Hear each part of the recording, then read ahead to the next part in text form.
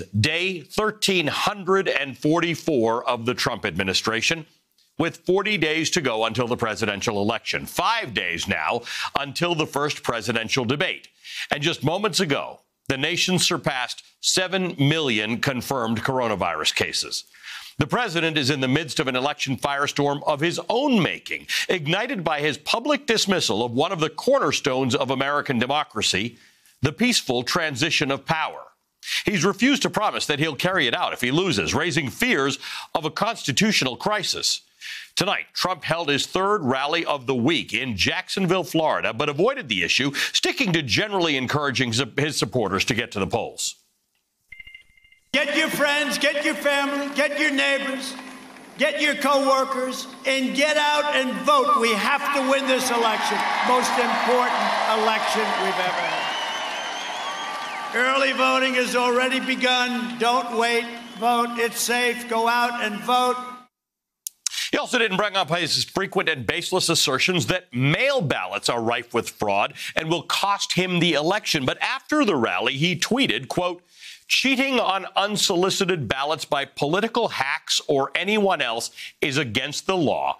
We are closely watching." The controversy over Trump's comments on the transfer of power erupted yesterday when he answered this question during a press briefing. Win, lose, or draw in this election, will you commit here today for a peaceful transferal of power after the election? And there has been rioting in Louisville. There's been rioting in many cities across this country, red and your so-called red and blue states. Will you commit to making sure that there is a peaceful transferal of power after the election? Well, we're going to have to see what happens. You know that I've been complaining very strongly about the ballots, and the ballots are a disaster. I understand that, but people are rioting. Do you commit to making sure that there's a peaceful transferal of power? We want to get rid of the ballots, and we'll have a very peaceful. There won't be a transfer, frankly. There'll be a continuation. There will be a continuation. Today, before Donald Trump left the White House for Florida, he dug in on his position and cast doubt on the integrity of the November election. We want to make sure the election is honest, and I'm not sure that it can be. I don't know that it can be with this whole situation. Unsolicited ballots. They're unsolicited, millions being sent to everybody. The White House tried to back up the boss today. The chief of staff and the press secretary speaking simultaneously, although not quite the same tune. Governing very direct and very simple question. If the president loses this election, will this White House, will this president assure us that there will be a peaceful transfer of power? It's a very simple question.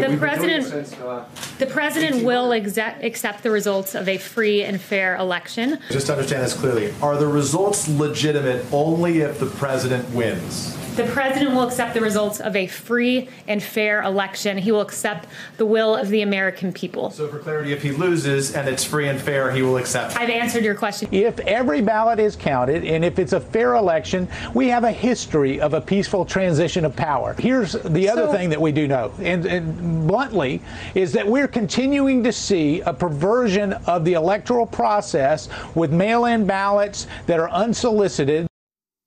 So that was the view from Pennsylvania Avenue. But on Capitol Hill, Republicans made an effort to distance themselves from Trump's comments without criticizing him and while also reassuring voters. Senate Majority Leader Mitch McConnell, an unwavering Trump ally who's working hard to fill the Supreme Court vacancy, today posted this message, quote, "The winner of the November 3rd election will be inaugurated on January 20th. There will be an orderly transition just as there has been every 4 years since 1792. And today, while under oath at a Senate hearing, Trump's FBI director contradicted Trump on the issue of fraud and voting by mail.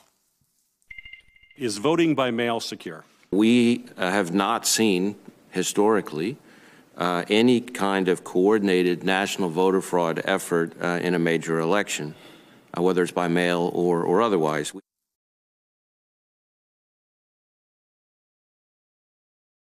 Hey there, I'm Chris Hayes from MSNBC. Thanks for watching MSNBC on YouTube. If you want to keep up to date with the videos we're putting out, you can click subscribe just below me or click over on this list to see lots of other great videos.